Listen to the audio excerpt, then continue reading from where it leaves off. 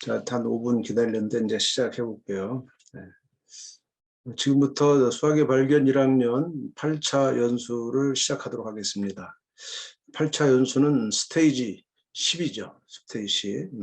스테이지 10에 들어가면은 단원 개관을 먼저 하고 그 다음에 학생용 탐구하기 학습에 이어서 해설서를 익히는 순서로 이제 우리가 연수를 하도록 하겠습니다. 스테이지 10은 입체도형의 성질이죠. 입체도형의 성질은 학생용에는 튀어나온 물체를 찾아보자 해서 입체도형에서 다루는 다면체, 그 다음에 회전체를 이제 두 가지를 다 다루고, 그 다음에 이번 두 번째 단원은 건널비와 부피, 측정을 다루는 것인데, 기둥과 뿔의 건널비, 기둥과 뿔의 부피, 그 다음에 구의 건널비와 부피.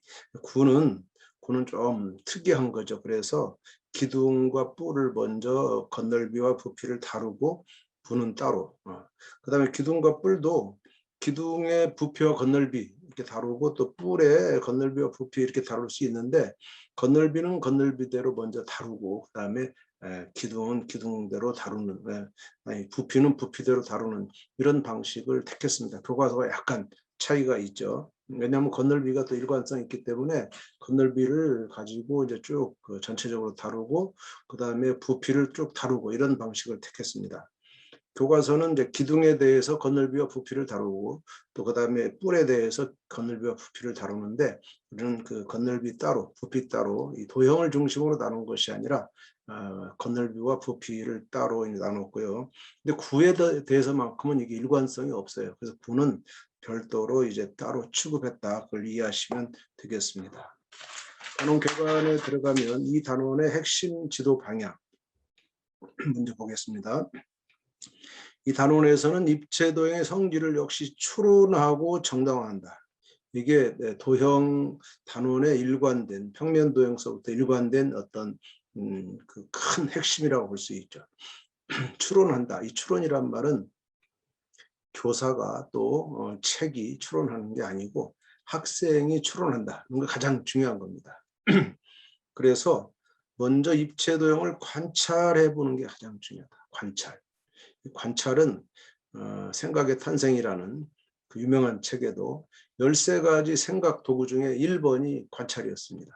그래서 이 관찰을 해야만이 거기서 추론할 수 있고 그 추론한 것을 이제 정당화하는 그까지 과정을 학생이 스스로 하고 또 책임지도록 하는 데까지 가는 것이 큰 특징이다. 이것을 이해하시면은 1, 2, 3학년의 모든 이 도형 단원은 이것을 기본으로 가고 있고, 이것이 꼭 도형 단원이 그런 것이 아니고 다른 단원, 1학기 단원도 이와 똑같은 철학을 적용할 수 있다. 이렇게 이해하시면 되겠습니다. 오늘 마지막 단원인데 우리가 마지막 단원에서는 일관된 1에서 11단원까지 일관된 철학을 좀 더 잘 이해하고 여러분이 확실하게 이제 했으면 좋겠다. 그래서 학생들에게 관찰할 기회를 줘야 됩니다. 그러면은 학생들은 그 입체도형을 표현하기 쉬운 요소가, 표현하기 위한 요소가 무엇인지 찾아낼 수 있다는 것을 믿음을 주고, 이것이 모든 아이가 찾아낸다는 뜻이 아닙니다. 몇 명 아이가 찾아내면 그것을 기화로 거기에다가 선생님의 생각을 붙일 수가 있다라는 겁니다. 그리고 이 단원에서는 이 건널비와 부피를 구하는 그 문제풀이, 기존에는 이 시험 문제가 건널비를 구하라, 부피를 구하라 이런 그 문제풀이보다는 어떤 입체도형의 특징을 나타내는 방법으로서 건널비, 부피가 있다는 것을 먼저 발견한다. 이 건널비와 부피는 계산의 도구가 아니고 입체도형의 특징을 나타내는 어떤 방법으로서 우리가 학생들이 이해하도록 안내를 해야 되고, 그 다음에 어떻게 구하면 좋을지도 공식을 주는 것이 아니라 학생들이 어떻게 구할 수 있는지를 생각해 보도록 하는 것이 굉장히 중요하다, 그런 얘기입니다. 자, 그러면 이제 단원 지도교육 들어갈게요. 단원 지도교육의 첫 번째, 우리 주변 입체도형은 이제 평면도형과 다면체와 회전체를 다루는데 총 5개의 탐구하기가 있습니다. 이 중에서 예고한 대로 3개의 탐구하기 1, 3, 4 이렇게 다룰 것인데, 각불대나 원불대는 우리가 오늘 연수에서는 다루지 않겠습니다. 각불대나 원불대보다 더 중요한 것들이 있기 때문에 다루지 않겠고, 각불대, 원불대는 선생님들이 이제 개별적으로 공부를 하시면 되겠습니다. 자, 그러면 학습 목표 상세화, 이 학습 목표를 어떻게 상세화시켰는가 하는 것들 매번 보는데, 먼저 교육과정 성취 기준을 보면은 아주 다면체의 성질을 이해한다, 대광화되어 있다. 다면체 성질을 이해하는 게 뭔가, 다면체 중에 뭘 어떤 성질을 이해하는가, 이런 것들이 구체화되어 있지 않다라는 겁니다. 그래서 그것을 구체화시키기 위해서 네 가지로 학습 목표를 이렇게 나눴는데, 실생활의 첫 번째는 1번이 가장 중요하죠. 실생활에 익숙한 물건을 그리는 과정, 이걸 그리기라고 해요. 자, 물건을 그리려면 뭘 해야 되겠습니까? 그 물건의 면을 봐야 되겠죠. 꼭지점도 봐야 되겠죠. 그 다음에 이제 선도 모서리도 그려야 되고, 그런 그리는 과정을 통해서 거기에서 입체 도형이 나오게 됩니다. 추출한다.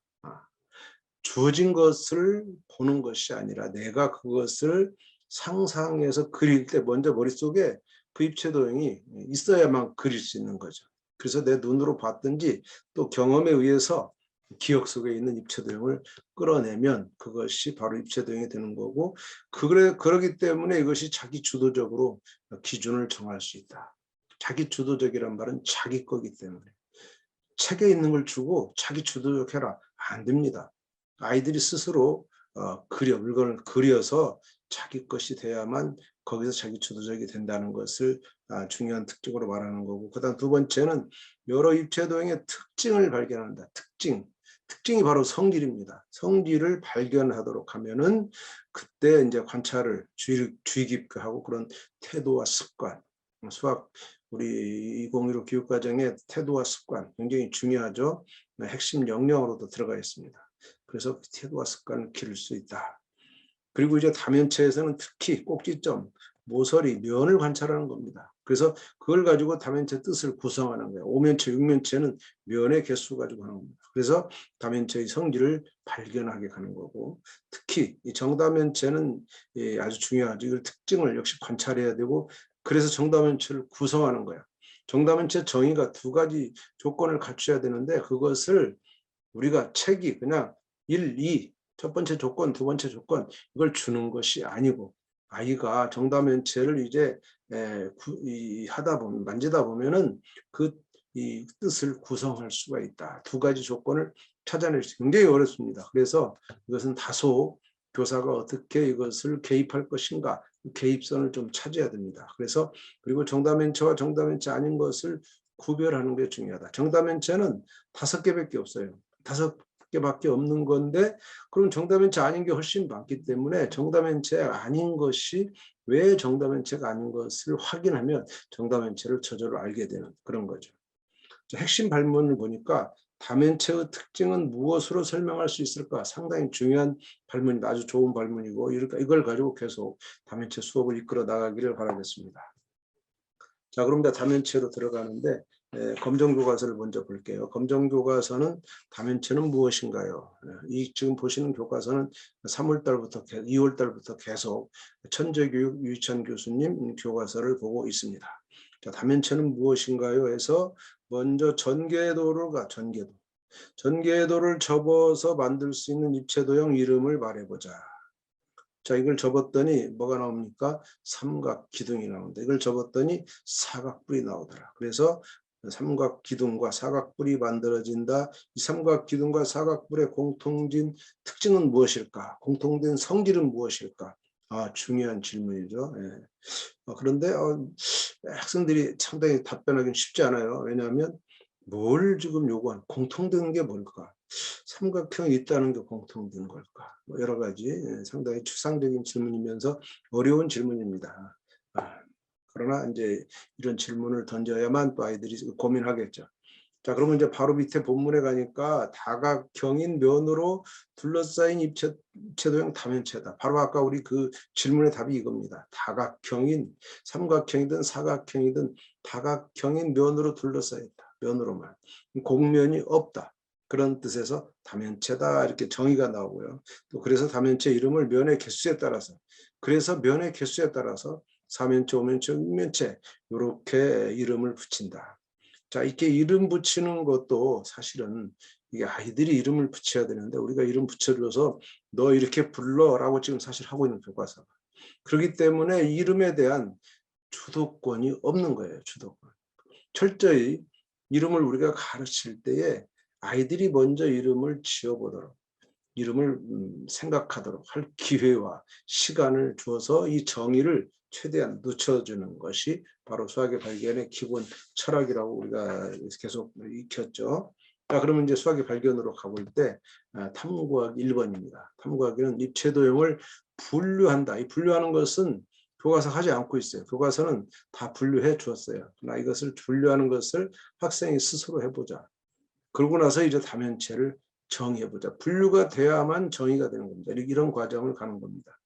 그래서 이것도 평면도형처럼 그리기를 했어야 되는데, 도형화하게 해야 되는데, 그러면 또 굉장히 복잡해지기 때문에 그때 그렸던 그림들이죠. 캔이라든가 우유곽이라든가 삼각김밥 이런 것들을 평면도형에서는 그려봤어요. 도형화하기다. 분류하기 전에 도형화하기다. 그래서 했기 때문에 여기서는 따로 도형화하지 않고 분류해보자. 기준을 세워서 분류해보자. 라고 하는 질문은 교과서에 거의 없죠. 근데 이거는 초등의 경쟁이 많습니다. 초등학교에서는. 그래서 이 어떤 물건을 처음 배울 때 이렇게 분류하자. 이 분류하면 이게 바로 특징이 되는 거고, 이 특징은 곧 중학교에서는 성질이라고 이제 이것으로 확 이렇게 만들어지는 거죠. 성질을 만들어내는 거예요. 또는 정의도 만들어냅니다. 바로 수학의 중요한 개념들을 여기서 만들어내고 있다. 이런 걸 보시면 되겠습니다. 자, 그러면은 이제 그 다음 이제 밑에 2번 가면 여기서는 뭐냐면 이래서 분류한 물건의 형태를 간단히 그려라. 간단히 그려라. 이게 참 어렵죠. 간단히 그린다는 말은 수학에서는 이게 추상화하는 거죠. 추상화. 그 복잡하고 색깔 있고 뭐 이런 것들 크고 작고 하는 걸 그냥 간단하게 삼각형, 사각형 또는 삼각기둥, 사각기둥 이렇게 그리는 거, 추상화되는 거죠. 그래서 그러고 나서 특징을 써보자. 예를 들면 캔 음료수를 이렇게 붙여. 캔 음료수에는 뭐 아까 상표도 있고 색깔도 있는 다 필요 없어. 그냥 이렇게 원기둥으로 그려라라는 한 가지 예시가 됩니다. 그래서 근데 아이들은 색깔도 굉장히 중요하고, 그다음 거기에 무슨 글씨가 써졌는지 아이들은 중요하죠. 근데 수학하는 사람들은 정말 재미없어요. 그런 것들 다 빼버리죠. 빼는 것이 참 수학의 특징이긴 하지만 너무 조기에 추상화시킨다 이런 문제점이 있죠. 자, 그럼 세 번째 3번 네모 3번 문제는 이제는 입체도형을 5개를 주고 그 특징을 설명하는 문장을 써보자. 그래서 하나의 예시만 줬어요. 하나. 이 예시를 안 주면 아이들이 뭘 쓸지 모르기 때문에 우선 면에 대해서 줬습니다. 면이 8개다. 정팔면체를 줬죠. 정팔면체를 주고 면이 8개다. 모두 정삼각형으로 보인다. 이 보인다는 말은 사실 정삼각형이 아닐 수도 있다는 것을 전제로 하는 거죠.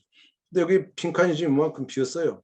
이 말은 문장 몇 개를 더 써라. 최소한 한 2-3개씩은 쓰게 이렇게 점을 찍어줄까 하다가 더 많이 쓸 아이들도 있기 때문에 이상하게 우리나라 아이들은 점을 3개 찍어주면 딱 3개만 써요. 그렇기 때문에 점을 일부러 한번 빼봤습니다. 그래서 이렇게 쭉 아이들이 쓰도록 했고요. 그다음 4번에서는 이제 이렇게 입체도형의 특징을 설명하기 위해서는 뭘 관찰해야 되느냐, 이 말을 나오게 하려면 그래서 요 3번의 활동이 있었던 거지.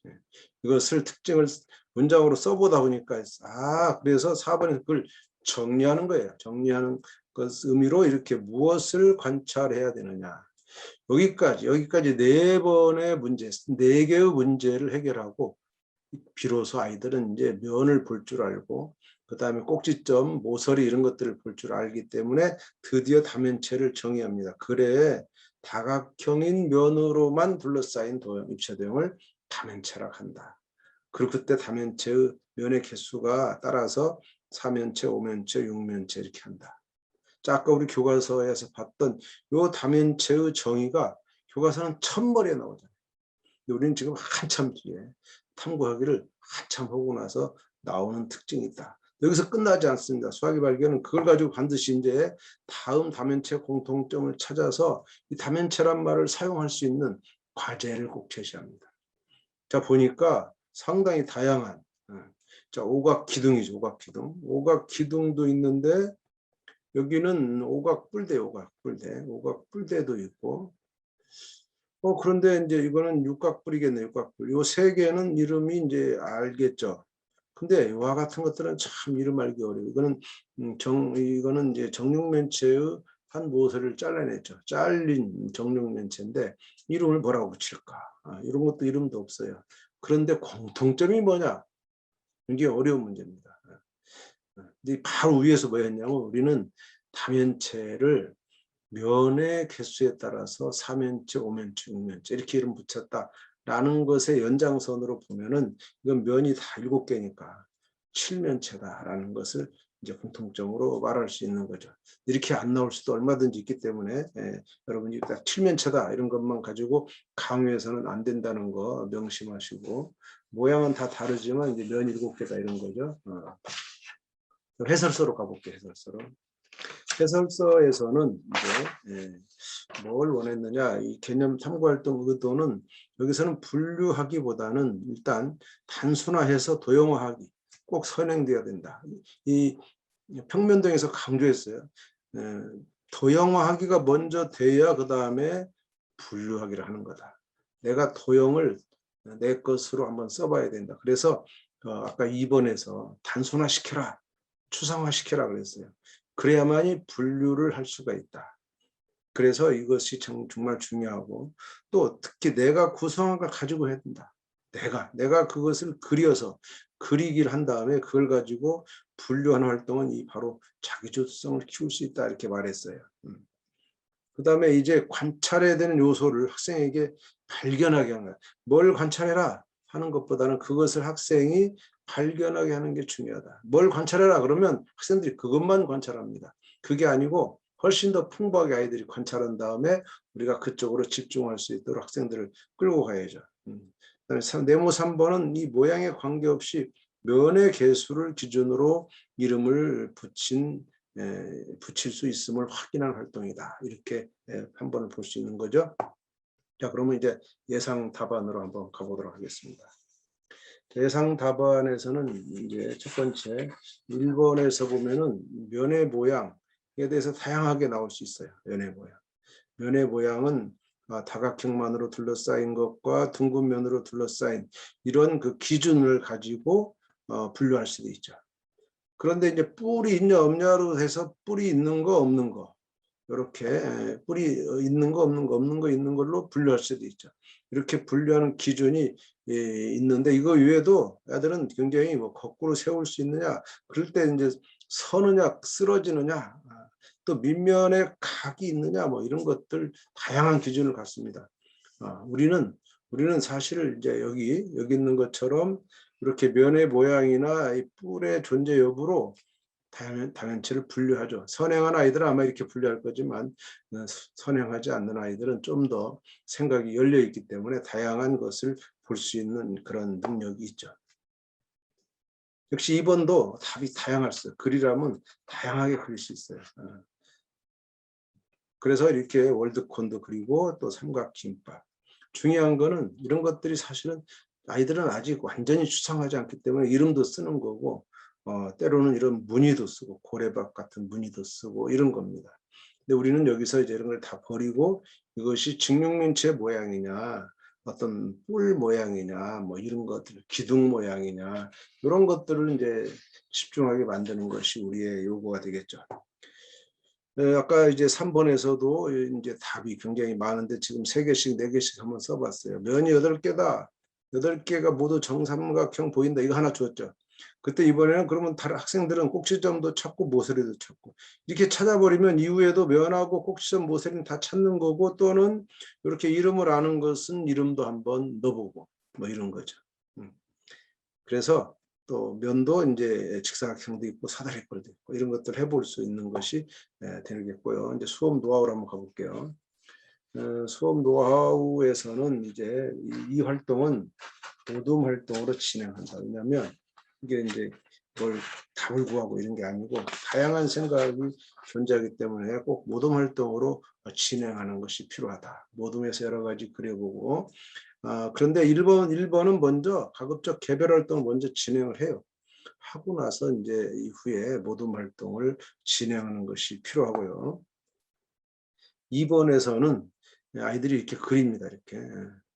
그런데 이것도 사실 삼각김밥이 틀렸죠.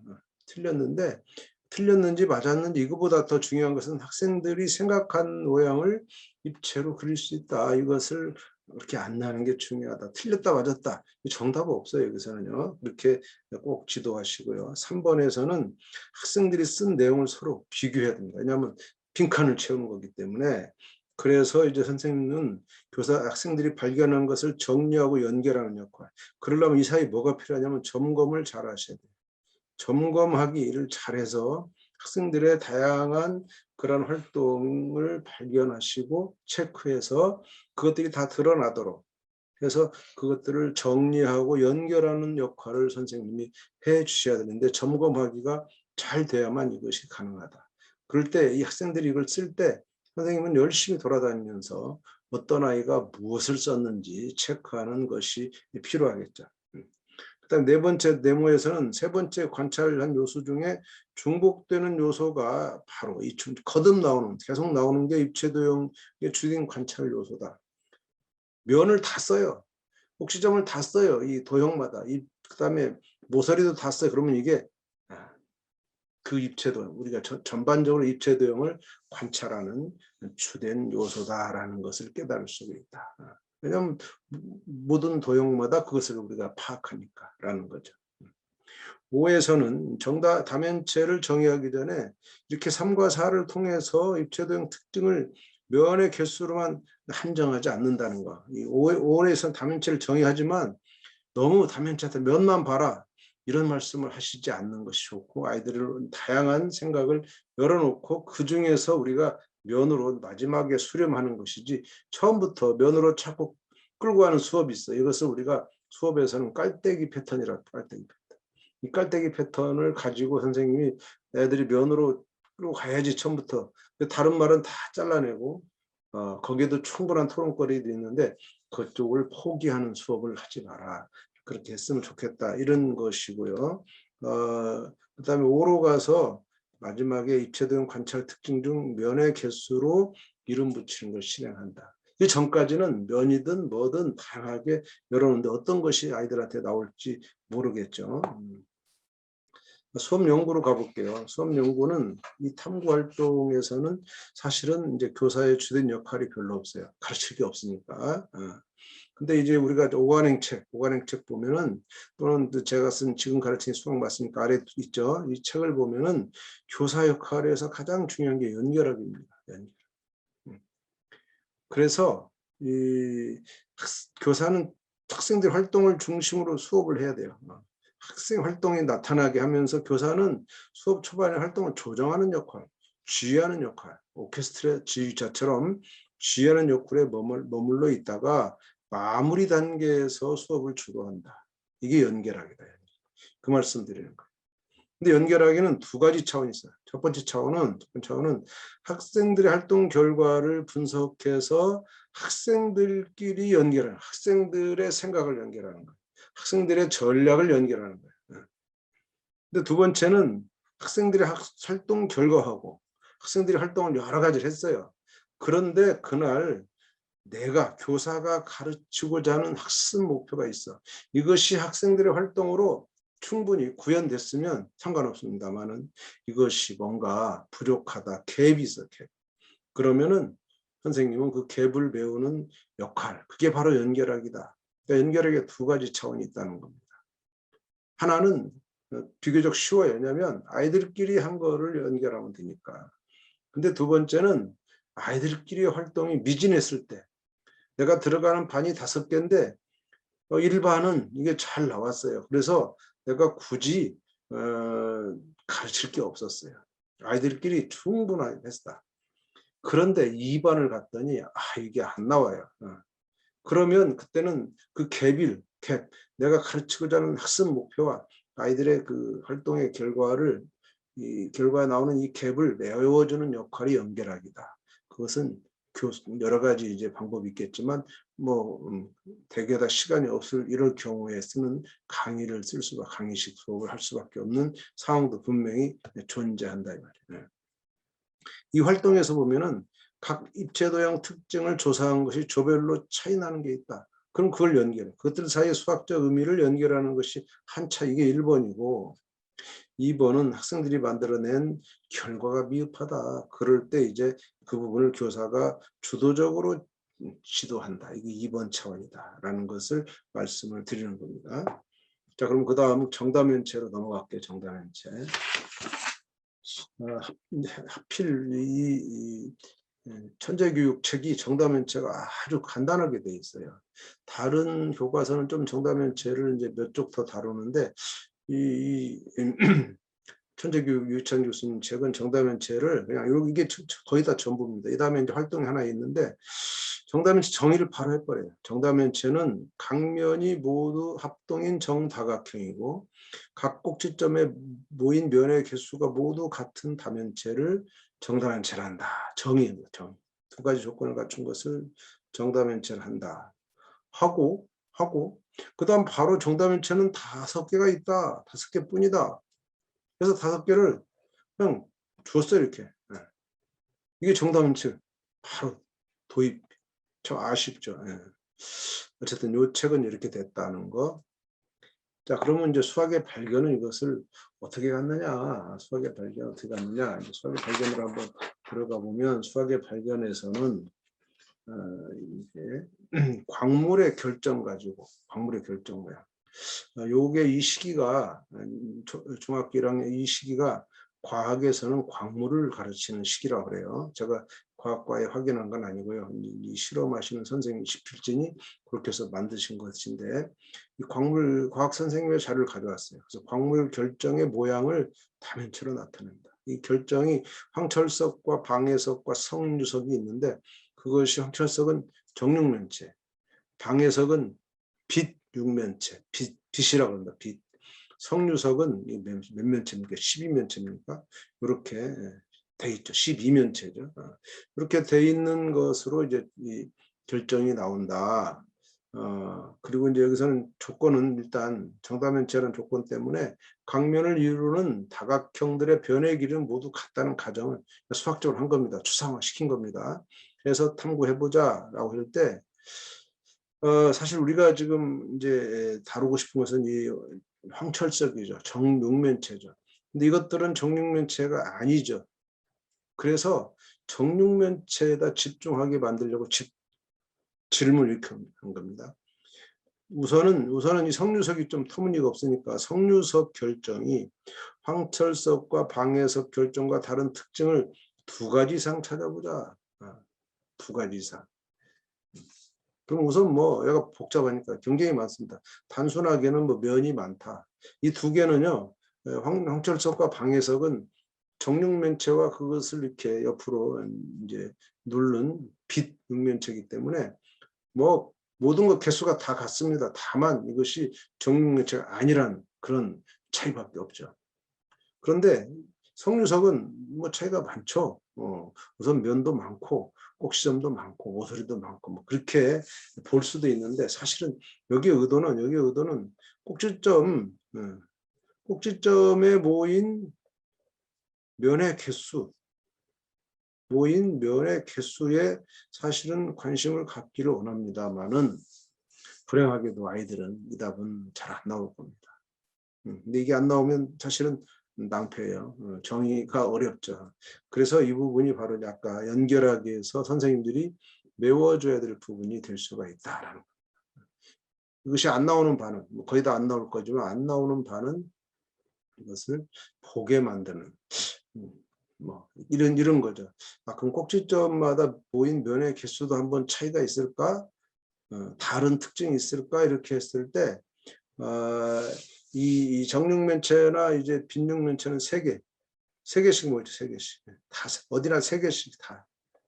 그런데 얘는 3개짜리도 있지만 여기 4개짜리 보이시죠? 4개짜리도 있고 3개짜리도 있다. 그래서 이게 이 12면체는 성유석은 조금 차이가 있다라는 거 그거를 쓰면 정말 그런 게 나온다면 이걸 점검하기를 통해서 발견해 내야 되고 그 아이를 세워서 이제 이 정육면체 특징 이건 정육면체가 아니지만 정육면체죠. 그래서 우선 특징을 발견해야 되고 2번째 황철석과 방해석 이 2개만 볼 때 이제 정육면체와 정육면체 비슷한 거죠.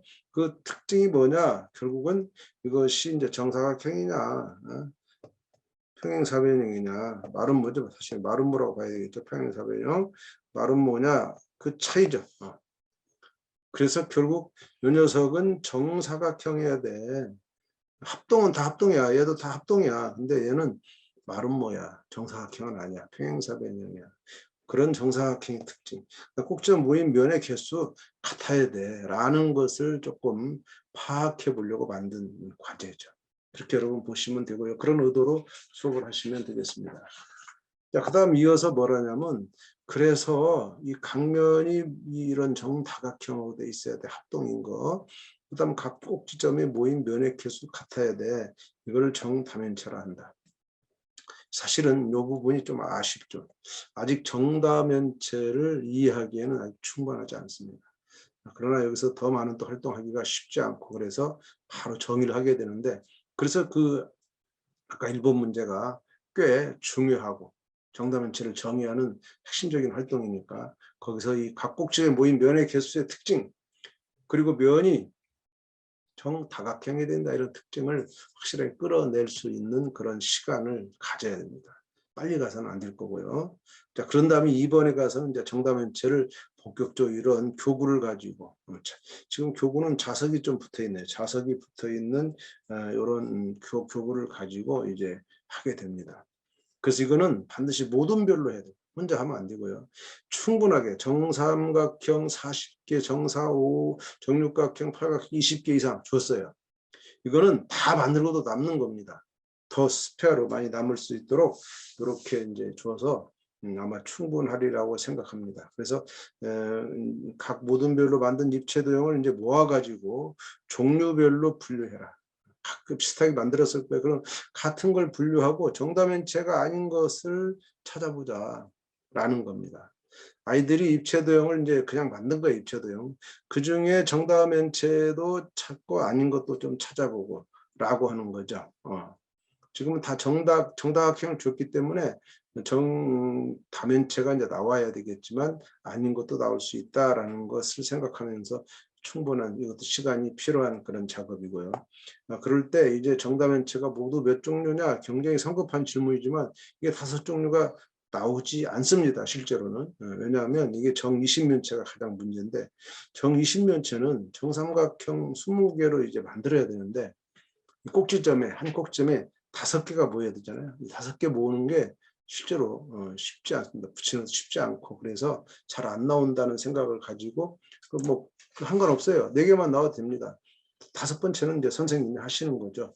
그게 연결하기예요. 선생님 역할이 바로 거기서 필요한 거죠. 그다음 3번째는 이제 여기까지 끝나면, 그럼 나는 누구일까요? 정다면체 학습을 좀 깊어지는 겁니다. 다음 조건을 모두 만족하는, 나는 모든 면이 합동이다. 나는 꼭지점이 8개다. 자, 꼭지점이 8개라는 조건만 보고 이것이 뭐겠어요? 뭐 생각나죠? 또 모든 면이 합동이야. 그럼 마치 이것이 정다면체인가? 이것을 정다면체로 하기에는 조건이 완벽하지 않아요. 그런 것들 고민하는 문제. 그래서 정다면체도 물론 나오지만 정다면체가 아닌 것도 나온다는 것을 염두에 두고, 아이들이 정다면체만 있다라고 빠지는 것을 잡으려는 그런 것을 기대하는 나쁜 문제라고 볼 수가 있죠. 자, 그리고 4번 문제는 진짜 이제 정다면체 비슷한 걸 주고 왜 이게 정다면체냐 아니냐라고 묻고 있는 거죠. 사실은 이 3개 다 아니에요. 3개 다. 그렇죠? 언뜻 보면 다 정다면체처럼 생겼어요. 왜냐하면 각 면이 모두 정다각형이에요. 그래서 정다각형으로만 되어 있기 때문에 이것을 정다면체다 이렇게 말할 수도 있고, 근데 중요한 거는 꼭지점이다. 이 꼭지점의 중요성을 이제 보려고, 꼭지점에 모인 면의 개수가 똑같아야 된다라는 거, 그거를 이제 보려는 거죠. 또는 이것은 면의 개수가 다 3개씩 모이겠지만 오각형과 육각형, 아까 이 위에 문제에서 이런 게 있었죠. 모든 면이 합동이다. 이거는 괜찮네요. 모든 면이 합동이지만 여기는 또 뭐가 빠지냐면 정다각형이 빠졌어요. 근데 여기는 모든 면이 정다각형이야. 근데 합동해야 돼. 오각형, 육각형 합동이 아니죠. 그런 것이 축구공인데 이런 것을 이제 엄격하게 아이들이 정의를 적용할 수 있는 그런 이제 문제가 되겠죠. 이제 이걸 하고 나면 정답의 정의가 완벽해지는 그런 문제입니다. 해설서로 한번 가볼게요. 해설서는 정답의 정의와 특징을 이제 한번 탐구하는 그런 과제를 주었고, 이 과학 시간에 이제 하는 그런 광물 결정 모양, 이것을 수학으로 한번 해서 융합 능력을 한번 기르고자 했다, 이런 의도가 있는 것이고요. 이 정답의 정의를 일방적으로 주입하지 않으려고 한 겁니다. 그지만 쉽지 않다는 걸 말씀드렸어요. 그래서 광물의 결정 모양을 비교 분석하면서 찾아내고자 했다라는 거. 그리고 이제 정답면체를 이제 2번 같은 경우 정답면체를 그냥 그림으로만 보고 학습하는 걸 지향해서 활동을 한번 했다. 활동. 자기가 정답면체를 만들어 본 경험을 하면 정답면체 이해가 굉장히 도움이 될 거고, 여러분도 수업하다 보면 교과서 그림만으로 이해하기 어려운 게 정 12면체라든가 정 20면체죠. 정 8면체까지는 어떻게 될 수 있어요. 근데 사실은 정 6면체나 4면체 빼고 정 8면체는요, 우리가 항상 이렇게 뾰족한 다이아몬드 같은 걸 그리는데 실제로는 상당히 어렵습니다. 예, 그 모양이 상상이 쉽게 어렵고요. 8면체부터 어려워지고 12면체, 20면체로 가면 그야말로 그릴 수도 없는 것이고, 이건 반드시 실제적인 교구를 가지고 수업하는 것이 필요한 부분이죠. 3번에서는 두 가지 조건을 만드는 그런 만족하는 입체 대응을 상상한다. 상상하면 사실은 다양하게 나와야 됩니다. 그리고 이제 4번은 언뜻 보면 정답면체로 착각하기 쉬운 그런 걸 주고 정답면체 정확한 정의를 이제 떠올리는 활동이다, 이렇게 보시면 되겠습니다. 예상 답안은 아까 우리가 충분히 봤고요. 충분히 봤는데 이거 볼까요? 3번 한번 3번. 3번은 아까 꼭지는 8개다. 그럼 바로 이제 정육면체. 대다수 학생들은 정육면체다. 근데 정육면체 이외에도 여러 가지 있다는 거예요. 지금 이 해설서에는 하나만 더 줬죠. 자, 이거는 뭐냐면 이등변 삼각형이 육각뿔이죠. 육각뿔 2개를 붙여놓은 정육각뿔 2개를 붙여놓은 거야. 그러면 꼭지는 8개가 되고 그 다음에 각면이 다 합동이죠. 합동. 뭐가 빠졌냐면 정다각형이라는 조건이 빠졌기 때문에 이등변 삼각형으로 되는 겁니다. 그래서 꼭지점이 8개인 그런 합동이면서 나오는 거죠. 이렇게만 있겠습니까? 많이 있죠. 그래서 이게 꼭 정육면체만을 의미하는 것은 아니다라는 거, 그런 것을 이제 주의하는 그런 문제라고 볼 수가 있죠. 자, 그러면 이제 참고사항 가볼까요? 참고사항. 참고사항은 아까 우리 검정 교과서가 거기처럼 이 검정 교과서가 좀 간단하게 설명했죠. 간단하게.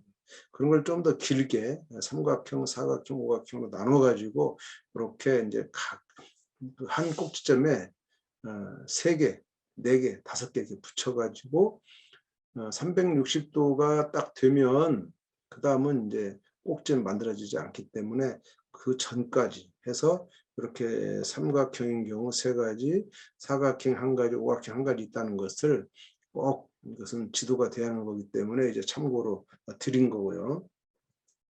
수업 노하우로 가볼게요. 수업 노하우. 이 활동을 지도하기 위해서는 정다각형 모양의 조각을 끼워 맞춰서 다면체를 만든 교구가 필요합니다. 교구 필요해요. 꼭 이것은 교구를 갖춰야 될 것 같고, 그러니까 교구가 없다면은 사실은 이제 종이 가지고 이렇게 붙여죠.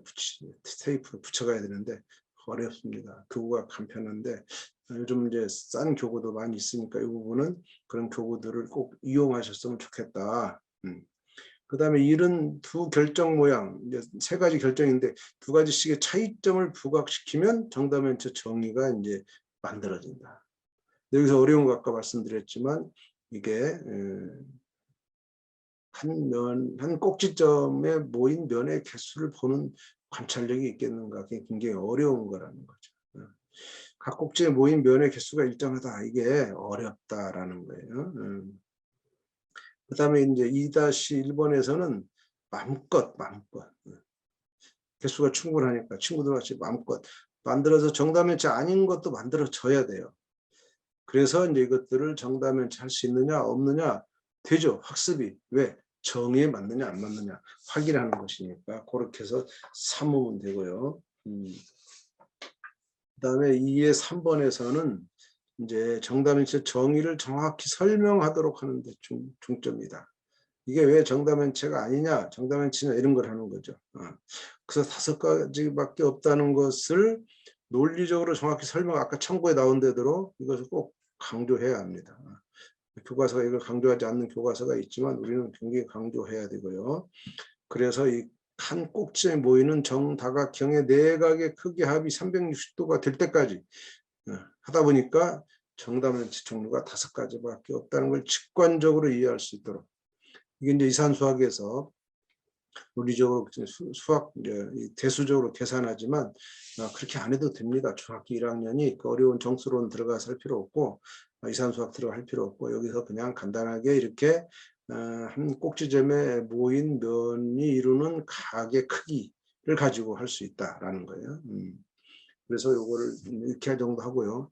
나중에 이제 뒤에 가면 탐구 되돌아보기 6번, 7번 있어요. 이걸 연결해서 정육각형 이상으로는 안 된다. 아까 참고에는 정 3, 4, 5각형 했는데 육각형부터 안 된다, 칠각형도 안 된다는 것을 한번 이제 거기서 같이 연결해서 풀어보고요. 그러면은 이제 정답면체가 만들어지지 않는다. 이것을 설명하게 하면은 정답면체가 5개밖에 없음을 이해하는 학습이 좀 더 강화될 수 있다라는 것이에요. 정답이 정에서 어려운 것은 각 꼭지점이 모인 면의 개수가 같다는 거다 모두. 이것을 그림으로만 보면 이해할 수 있지만 실제로는 잘 와닿지 않는다. 이게 여러분도 잘 와닿지 않죠. 그렇기 때문에 아이들은 더 멀 거다라는 생각을 꼭 하셔야 돼요. 그래서 이 부분을 거듭 강조하면서 가르쳐야 됩니다. 정 20면체는 정삼각형 20개로 만들어져.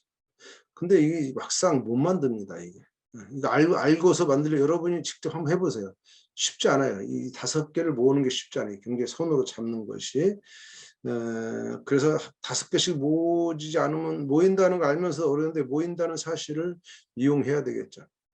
그래서 이제 이렇게 안 하면 엉뚱한, 어떤 때는 4개 붙인 거 갖다 붙이기도 하고 실패를 거듭하게 된다. 경험한 사람들의 얘기입니다. 그리고 실제로 학생들은 각 조별로 하다 보면 12면체나 20면체를 빠뜨릴 가능성이 크다. 진짜 큽니다. 많이 안 나옵니다. 이럴 경우에는 정오각형으로 12면체를 만들어 봐라. 이렇게 정오각형 가지고는요 안 만들어질 거라 생각해요. 이상하잖아요.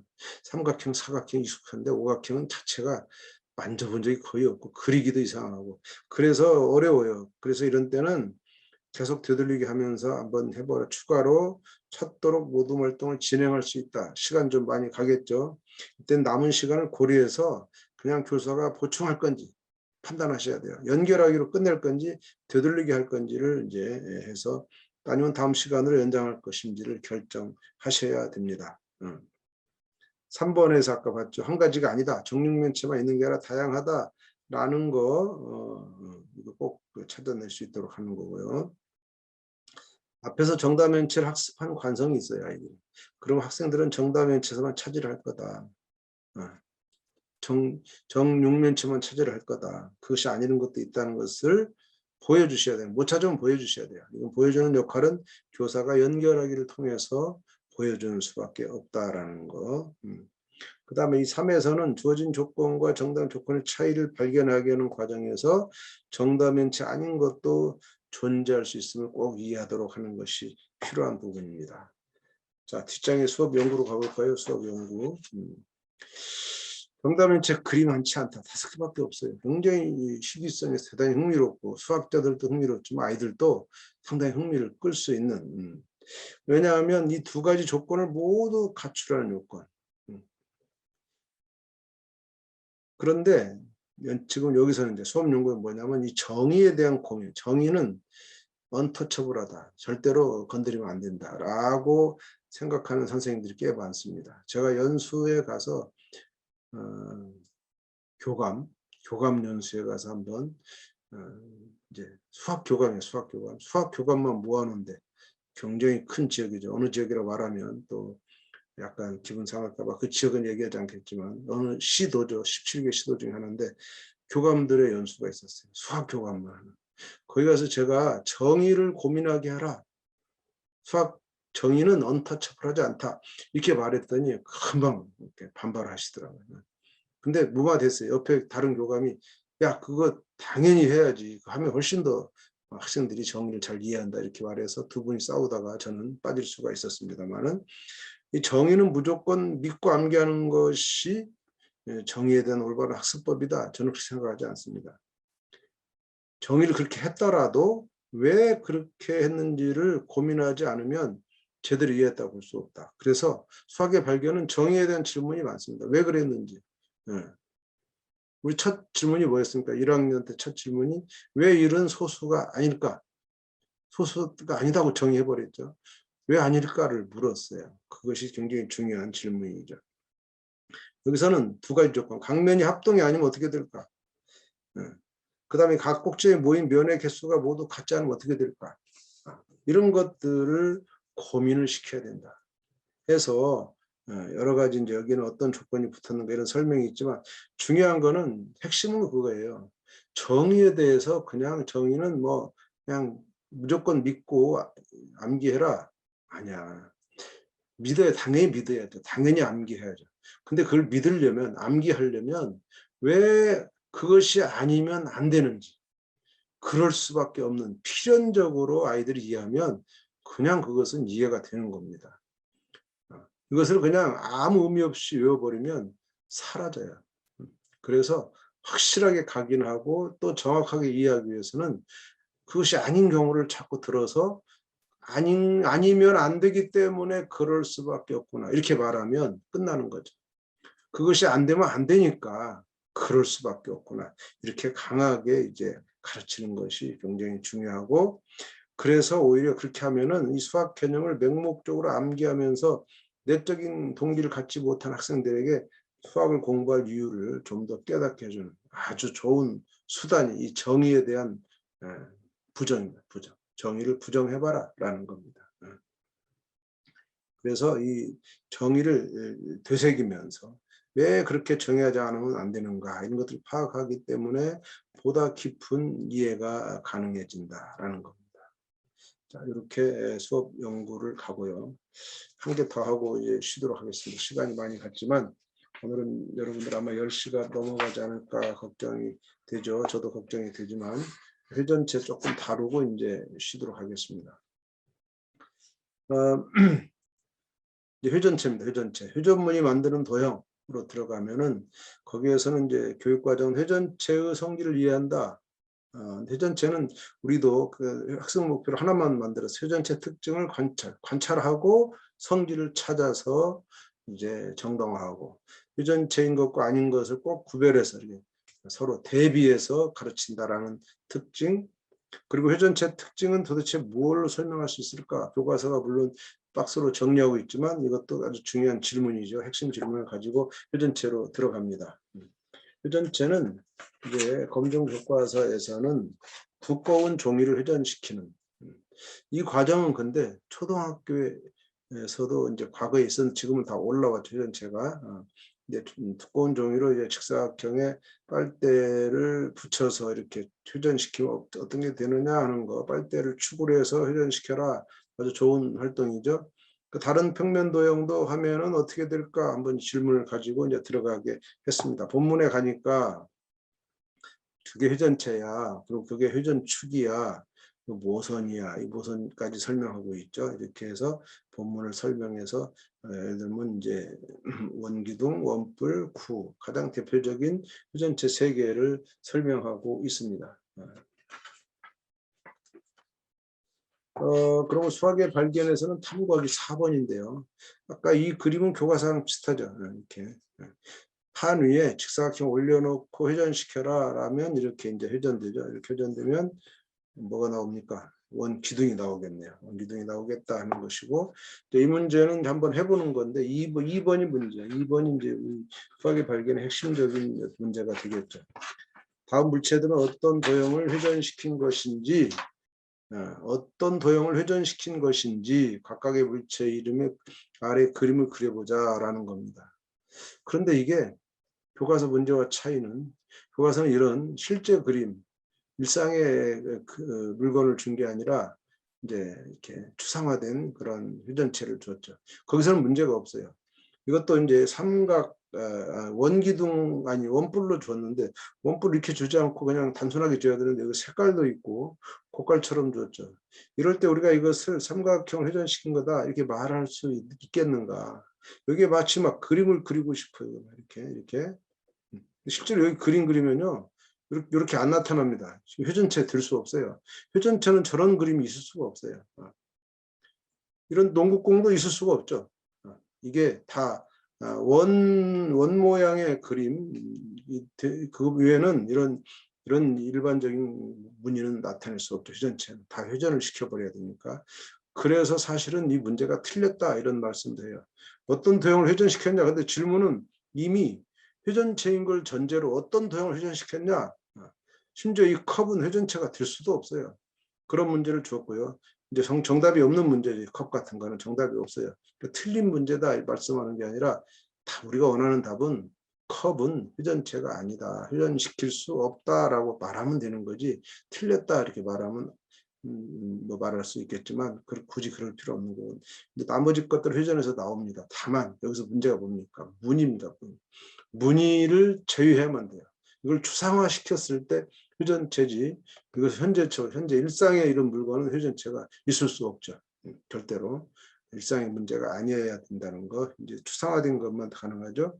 이렇게 이제 하고 그러고 나서 이제 회전체를 정의합니다. 회전체를 정의하고 회전축을 정의해서 이렇게 그림이죠. 그리고 3번에서는 회전체가 아닌 이거 회전체가 아닙니다. 이걸 주고 회전체인지 판단해라. 그리고 판단하는 말은 yes, no냐, OX냐, 이게 X니까 왜 아니냐를 설명해 보는 그런 문제. 그 네 번째 문제는 이제 나만의 회전체를 만들어 보자. 이거는 저작권 문제입니다. 저작권. 내가 만들었기 때문에 자유스럽고 해방감도 있고 또 참여도 하고 이런 문제가 꼭 있어야 된다. 너 혼자 해봐, 네 거. 남이 만들어진 거, 성인들이 만들어준 거, 이 사춘기에 반항기 많은 가이들한테 시키는 것만 해라. 이것보다는 자기 것을 꼭 하도록 하는 것이 필요하다라는 것을 많이 느꼈을 거고요. 탐구하기 4번의 해설서를 보면 회전체의 정의를 보는 겁니다. 초등학교 5, 6학년에서 이거 했네요. 참. 죄송합니다. 회전체를 5, 6학년에 합니다. 회전체를 하는데 뭐가 없냐면 회전체의 부피와 건널비 측정만 중학교로 올라왔고요. 회전체는 남아 있습니다. 회전체는 중고가 초, 중이 겹치는 겁니다. 5, 6학년에서 이렇게 그 직사각형이나 직각 삼각형 반원을 돌리면 원기둥 원뿔 구가 나온다. 여기까지 했어요. 모양을 그리는 거 했어요. 그래서 이 초등 수학과 연결을 위해서 준비 학습으로 첫 번째 문제 직사각형 회전하는 결과 아까 1번 문제는 이거는 초등 문제다라는 초등 문제. 연결, 개념 연결을 한 거다 이렇게 이해하시면 되고요. 그 다음에 사실은 이제 아까 정답이 없는 문제를 봤죠. 그런 정답이 없는 문제 그런 거 컵 같은 것도 있습니다. 그 다음에 3은 회전체가 아닌 것을 이용해서 회전체 아닌 거야 아까 그거 회전체 뜻을 명확 왜 회전체가 아닌가 왜 회전체 특징의 뜻에 이것이 아니기 때문에 이렇게 답을 할 수 있죠. 4번도 자기 주도적인 어떤 그림을 해봤다는 겁니다. 자, 예상 답안 우리가 다 거의 다 본 거고 예상 답안은 따로 보실 필요 없을 것 같고 수험 노하우로 가시면 되겠어요. 수험 노하우에서는 준비학습에 대해 설명하고 있어요. 기존 교과서, 검정 교과서는 준비학습이 맨 대단원의 첫 장에 나옵니다. 이 수학의 발견을 만드는 선생님들은 그게 싫었어요. 왜냐하면 이 준비학습이라는 것은 대단원 첫 장에 나오면 단원 그 첫 장에 나오면 그것이 바로 다음 시간 것일 수도 있고 한 5시간 후일 것일 수도 있고 10시간 후 것도 나옵니다. 근데 그 10시간 후에 이 준비학습을 한 게 기억나겠냐라는 의미에서 즉각적인 연결이 안 된다. 그래서 별도로 구분하지 않았다. 그럼 뭐냐? 탐구활동 속에다 집어넣었다는 거. 그래서 탐구활동 중 하나로 탐구활동 1번을 복습으로 필요한 경우 1번 문제가 대부분 복습으로 구성되었다.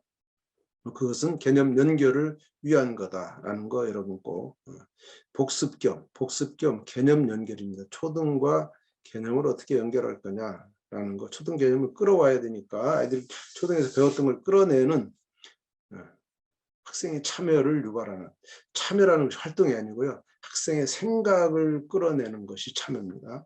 그렇게 생각하시면 되고요. 또 이제 아까 2번에 문제가 틀렸다 주장하는 사람이 있었고요. 실제로 이제 시험 문제만 틀린 거죠. 시험 문제가 아니고 교과서 문제이기 때문에. 그래서 이제 전형적으로 교과서 문제는 다음 중 회전체인 것과 회전체 아닌 것을 구분하고 회전체인 것에 이제 뭐 그림 원래 뭘로 돌린 거냐 이렇게 할 거죠. 컵 같은 거 빼고라는 건데 우리는 그냥 다 안 빼고 다 물었어요. 일부러. 반항적이죠. 이렇게 하면은 사고를 제한한다. 이런 질문은 또 힌트다. 힌트. 여기 회전체 아닌 것도 있어라고 주는 거죠. 근데 우리가 준 질문은 수학의 발견은 회전체 다 회전체인 것처럼 줬기 때문에 애들이 더 아파요. 머리가. 컵은 회전체가 아무 돌려도 아닌데. 저는 이제 실험학교 가서 놀랐어요. 아이가 컵을 회전체라고 주장하는 걸 봤어요. 놀라운 정말 창의적인 답변을 정확히. 아이가 이제 뭐라 했냐면 컵도 회전체입니다. 선생님이 놀랐어요. 왜 회전체냐? 저는 컵의 손잡이를 먼저 떼겠습니다. 떼고 돌려서 나중에 손잡이 붙이겠다. 그러니까 돌릴 때 이게 회전체다. 손잡이만 제외하는. 그 손잡이 떼내버립니다. 실제로 이 아이는 어떤 아이냐면 자기가 도자기 실습하는 도자기를 만드는 데가 있죠. 거기 가서 컵을 이렇게 만드는 겁니다. 이 컵의 손잡이는 나중에 붙이고요. 이 회전체를 먼저 만들어요. 만들고 나서 나중에 딱 붙이거든요. 그러니까 나는 컵을 회전체로 만들었다. 이런 뜻일 수도 있어요. 아주 좋은 경험이죠. 그 다음에 이제 3에서는 학생들이 생각보다 이게 회전체가 아닌 걸 잘 발견 못해요. 회전체처럼 생겼잖아요. 둥글둥글 해가지고 이 파이프가. 그래서 이제 이때는 모둠 활동을 조금 시켜서 아이들이 의견을 모아보도록 하고요. 그 다음에 이제 이 4에서는 스스로 만드는 게 굉장히 창의적인 것도 많이 나오고요. 좋은 것도 많이 나옵니다. 그래서 이때는 선생님이 또 역시 점검하기를 열심히 해서 아이들이 그리는 동안 이 독창적인 거 이런 것들을 최대한 끌어내서 공유하는 정도만 끝납니다. 이게 모든 활동 필요 없어요. 이거는 각자의 작품으로 끝나는 거니까. 자, 그 다음 쪽에 수업 연구 보실까요? 여기까지 하고 쉬겠습니다. 수업 연구는 모든 수학 문제는 정답이 있다는 생각을 버려라. 우리가 수학의 발견의 특징이죠. 답이 맞다 틀리다 이런 이분법적인 구분도 벗어나야 된다. 이게 우리가 오지선다형 시험에 익숙한 나라라서 서술형이나 이런 논술 문제는 답이 없어요. 틀린 게 없죠. 틀린 문제 없습니다. 만약에 문제가 틀렸다면 문제가 틀렸다고 쓰는 게 정답이에요. 그런데 오지선다는 5개 중에 하나를 골라야 되기 때문에 그 중에 답이 없으면 틀린 거죠. 그래서 참 오지선다는 정말 좋은 문제가 아니라고 볼 수가 있죠. 우리는 다양한 생각, 다양한 풀이 이렇게 가르쳤어요. 애들을 다양하게 풀어라. 그러면서도 사실은 모두 정답만을 얘기하고 있는 이런 현실이다. 근데 지금 이 문제와 같이 정답이 없을 수도 있다는 것을 경험하면서 학생들은 질문 자체를 확인하고 이렇게 하면 지문이 맞냐 틀렸냐를 확인하는 습관이 생긴다. 정답이 없을 수도 있는 데까지 사고가 확장될 수 있다. 정답이 없는 문제도 전형적인 개방형 문제의 일종이다. 이렇게 말씀을 드리고 시간이 좀 늦었는데 지금부터 10분간 쉬도록 하겠습니다. 이소영 선생님 10분간 쉬고 8시 15분에 들어오세요.